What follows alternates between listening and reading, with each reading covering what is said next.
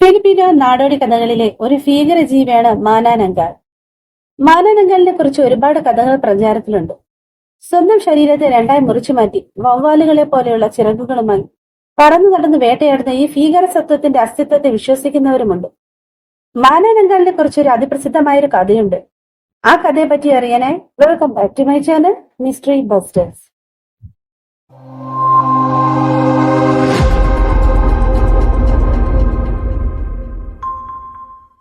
ഫിലിപ്പീൻസിലെ ഒരു ഗ്രാമത്തിൽ മറി എന്നൊരു അതിസുന്ദരിയായ പെൺകുട്ടി ഉണ്ടായിരുന്നു.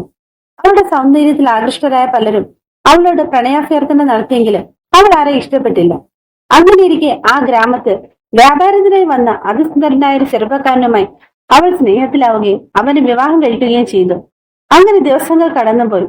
ഒരു ദിവസം മറിയുടെ ഭർത്താവ് വ്യാപാര ആവശ്യത്തിനെന്നും പറഞ്ഞ് അവളോട് ഉടൻ തന്നെ തിരികെ വരുമെന്ന് വാക്കു നൽകി അവിടെ നിന്ന് യാത്ര പറഞ്ഞുപോയി. അങ്ങനെ അവന്റെ മടങ്ങി വരവിനായി അവൾ കാത്തിരുന്നു. ദിവസങ്ങൾ കടന്നുപോയി, മാസങ്ങളായി. എന്നിട്ടും അവനെ കുറിച്ച് യാതൊരു വിവരവും ഉണ്ടായില്ല. ഒടുവിൽ അവൾ അവനെ തിരക്കി യാത്ര തിരിച്ചു. ഒരുപാട് ദൂരം നടന്നവൾ മറ്റൊരു സ്ഥലത്തെത്തിച്ചേർന്നു. ക്ഷീണിച്ചേവശയായി അവൾ ഒരു മരച്ചുവട്ടിൽ വിശ്രമിക്കുമ്പോൾ അതുവഴി ഒരു കുതിരവണ്ടി കടന്നുപോയി. മറിയെ നോക്കുമ്പോൾ അതിൽ തന്റെ ഭർത്താവും കൂടെ മറ്റൊരു സ്ത്രീയും. ആ കാഴ്ച അവളെ വല്ലാതെ വേദനിപ്പിച്ചു. അവൾ ആ കുതിരവണ്ടി പോയ സ്ഥലം ലക്ഷ്യമാക്കി ഒരുപാട് ദൂരം ചെന്നപ്പോൾ അവൾ മനോഹരമായ വീടിന്റെ മുന്നിലെത്തി. അവൾ പതുക്കെ വീടിനുള്ളിലേക്ക് കയറിയപ്പോൾ തന്റെ ഭർത്താവും കൂടെ ആ സ്ത്രീയും അവിടെ നിൽക്കുന്നത് അവൾ കണ്ടു. അവൾ ഗർഭിണിയായിരുന്നു. മറിയെ കണ്ടയുടനെ അയാൾ മുഖം തിരിച്ചു. കൂടെയുള്ള സ്ത്രീ അവളോട് അവിടെ നിന്ന് ഇറങ്ങി പോകാൻ ആജ്ഞാപിച്ചു.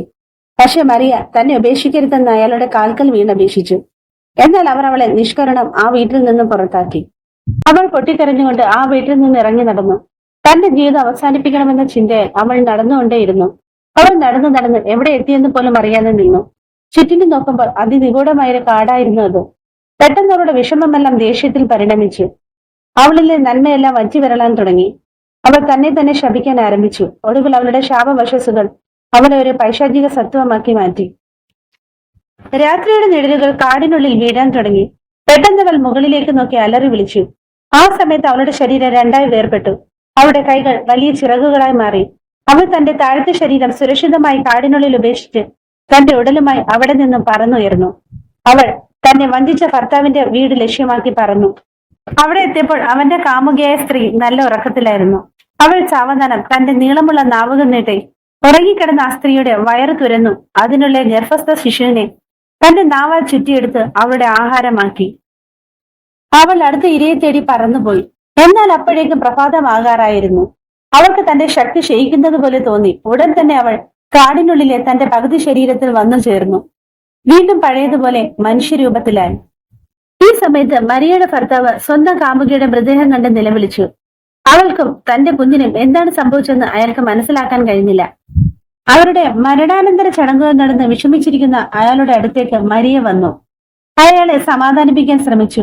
ആ സമയത്ത് അവളുടെ സാമീപ്യം അയാൾക്ക് ആശ്വാസകരമായി തോന്നി. എന്നാലും തന്റെ കാമുകി കൊല്ലപ്പെട്ടത് എങ്ങനെയെന്ന ചിന്ത അയാളെ വല്ലാതെ അലട്ടിക്കൊണ്ടിരുന്നു. എന്നാൽ മരിയ ഇതെല്ലാം കണ്ട് മനസ്സിൽ സന്തോഷിക്കുകയായിരുന്നു.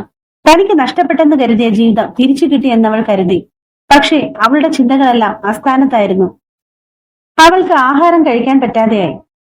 ഉപ്പും വെളുത്തുള്ളിയും ചേർന്ന ഭക്ഷണങ്ങൾ അവളുടെ വായെ പൊള്ളിക്കാൻ തുടങ്ങി. രാത്രിയിൽ അവൾക്ക് ഉറങ്ങാൻ കഴിയാതെയായി. രാത്രിയായപ്പോൾ അവൾ എല്ലാവരും ഉറങ്ങിക്കഴിഞ്ഞതിനു ശേഷം ആരും കാണാതെ കാട്ടിലേക്ക് നടന്നു. അവിടെ ചെന്നിടം തന്നെ അവളുടെ രൂപം മാറുകയും അവളുടെ ശരീരം രണ്ടായി വേർപെടുകയും അതിനുശേഷം രാക്ഷസീയ സത്വമായി അവൾ തന്റെ ഇരയെ തേടി പറന്നുയർന്നു. അവൾ ഗർഭിണികളായ സ്ത്രീകളെ വകവരുത്തി ഗർഭസ്ഥ ശിശുക്കളെ ഭക്ഷിക്കുന്നത് പതിവാക്കി. കൂടാതെ രാത്രികാലങ്ങളിൽ സഞ്ചരിക്കുന്ന ആണുങ്ങളെ തന്റെ സൗന്ദര്യത്താൽ ആകർഷിച്ച് അവരെ കാട്ടിലേക്ക് കൂട്ടിക്കൊണ്ടുപോയി അവരെ കൊന്നു ഭക്ഷിക്കുമായിരുന്നു. അങ്ങനെ അവൾ തന്റെ വേട്ടയാടൽ തുറന്നുകൊണ്ടേയിരുന്നു. അവളെ ഭയന്ന് ആരും രാത്രികാലങ്ങളിൽ പുറത്തിറങ്ങാതെയായി. അവരെ എല്ലാരും മാനാനങ്കൽ എന്ന് വിളിക്കാൻ തുടങ്ങി. ഒരു ദിവസം രാത്രിയിൽ ഉറങ്ങിക്കിടന്ന മറിയയുടെ ഭർത്താവ് അവൾ എവിടെ ഇറങ്ങിപ്പോകുന്നത് കാണാനിടയായി. ഈ രാത്രിയിൽ ഇവൾ എവിടെ പോവുകയാണെന്ന് ചിന്തിച്ചുകൊണ്ട് അയാൾ അവളെ പിന്തുടർന്നു പോയി. അവൾ നടന്ന് കാട്ടിലേക്ക് പോയി. അവിടെ ചെന്നപ്പോൾ അവൾ പഴയതുപോലെ തന്റെ പൈശാചിക രൂപത്തിലാവുകയും ഇരയെ തേടി പറന്നു പോവുകയും ചെയ്യുന്നത് കണ്ട് അയാൾ ഭയന്ന് ഒരു മരത്തിന്റെ ചുവട്ടിൽ ഒളിച്ചു. അതിനുശേഷം അവളുടെ പിറകെ അയാൾ നടന്നു. അവൾ നേരെ ഒരു ഗ്രാമത്തിലേക്ക് പോയി.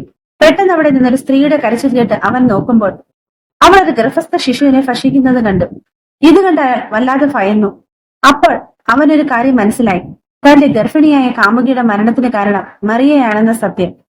ഉടൻ തന്നെ അവൻ അവിടെ നിന്ന് തന്റെ വീട്ടിലേക്ക് പോയി. എങ്ങനെയെങ്കിലും അവളെ ഇല്ലാതാക്കണമെന്ന ചിന്തയായിരുന്നു അവന്റെ മനസ്സിൽ. വീട്ടിലെത്തിയ അവൻ അടുക്കളയിൽ പോയി ഉപ്പും ചാരവും വെളുത്തുള്ളിയും കയ്യിലെടുത്ത് സമയം കളയാതെ നേരെ കാട്ടിലേക്ക് പോയി. അവിടെ എത്തിയ അവൻ തന്റെ കയ്യിൽ കരുതിയ സാധനങ്ങൾ അവളുടെ ശരീരത്തിന്റെ പകുതിയിലിട്ടു. എന്നിട്ട് അവളുടെ വരവും കാത്ത് അടുത്തുള്ള മരത്തിന്റെ ചുവട്ടിൽ ഒളിച്ചിരുന്നു.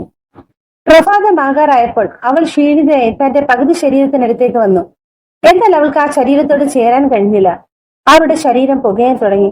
ഉടൻ തന്നെ അവൾ അവിടെ നിന്ന് മറ്റൊരു ഒളിത്താവളം തേടി പറക്കാൻ തുടങ്ങി. പ്രഭാതമായി തുടങ്ങിയിരുന്നു. സൂര്യപ്രകാശമേറ്റ് അവളുടെ ശരീരം പുകയാൻ തുടങ്ങി. ഗ്രാമത്തിലെ ജനങ്ങൾ അവളുടെ രൂപം കണ്ട് ഭയന്നു. പക്ഷേ അവൾക്ക് അവരെ ആക്രമിക്കാൻ കഴിയുമായിരുന്നില്ല. സൂര്യന്റെ പ്രകാശമേറ്റ് അവളുടെ ശരീരം കത്താൻ തുടങ്ങി. നിമിഷ നേരം കൊണ്ട് അവൾ കത്തിക്കരിഞ്ഞ് ചാമ്പലായി നിലം പതിച്ചു. അങ്ങനെ മാനാനങ്കൽ എന്ന ഭീകര സത്വത്തിന്റെ ഭീതിയിൽ നിന്ന് ആ ഗ്രാമം രക്ഷപ്പെട്ടു. എന്നാൽ കാലം കടന്നുപോയിട്ടും മാനാനങ്കൽ എന്ന ഭീകര സത്വത്തെക്കുറിച്ചുള്ള പല അനുഭവകഥകളും പുറത്തു വന്നു. അതിൽ ഏറ്റവും പുതിയ അനുഭവ കഥയെന്ന് പറയുന്നത് 2023 ഫിലിപ്പീൻസിലെ തലീസ എന്ന നഗരത്തിൽ നടന്ന സംഭവമാണ്. ഒരു ദിവസം വൈകുന്നേരം തലീസയിൽ താമസിക്കുന്ന 2 പെൺകുട്ടികൾ 71 വയസ്സുള്ള ആൽബർട്ട് സാംസന്റെ വീടിന് മുകളിൽ വിചിത്രമായൊരു ജീവിയെ കണ്ടതായി പറഞ്ഞു. ആ സമയത്ത് പെൺകുട്ടിയുടെ നിലവിളി കേട്ടതായും ആൽബർട്ട് സാംസൺ റിപ്പോർട്ട് ചെയ്തു. ഇതറിഞ്ഞ തലീസ പോലീസ് സ്റ്റേഷൻ മേധാവിയായ ലഫ്റ്റനന്റ് കേണൽ റാൻഡി ക്യാമ്പൽസിന്റെ നേതൃത്വത്തിലുള്ള അന്വേഷണം ആരംഭിച്ചു. പോലീസിന്റെ തെരച്ചിൽ ഊർജ്ജസ്വലമായി നടന്നുകൊണ്ടേയിരുന്നു. എന്നാൽ ഇതിനെ സംബന്ധിച്ച് പുതിയൊരു വിവരം പോലീസിന് ലഭിച്ചില്ല. ഈ കഥയിൽ എത്രത്തോളം സത്യമുണ്ടെന്ന് തെളിയിക്കേണ്ട കാര്യങ്ങളാണ്. എന്തൊക്കെയാണെങ്കിലും ഇത്തരത്തിലുള്ള പുരാണ കഥകളിലെ ഭീകര സത്വങ്ങളെക്കുറിച്ചുള്ള കഥകൾ കേൾക്കുകയും കാണുകയും ചെയ്യുന്നത് രസകരം തന്നെയാണ്.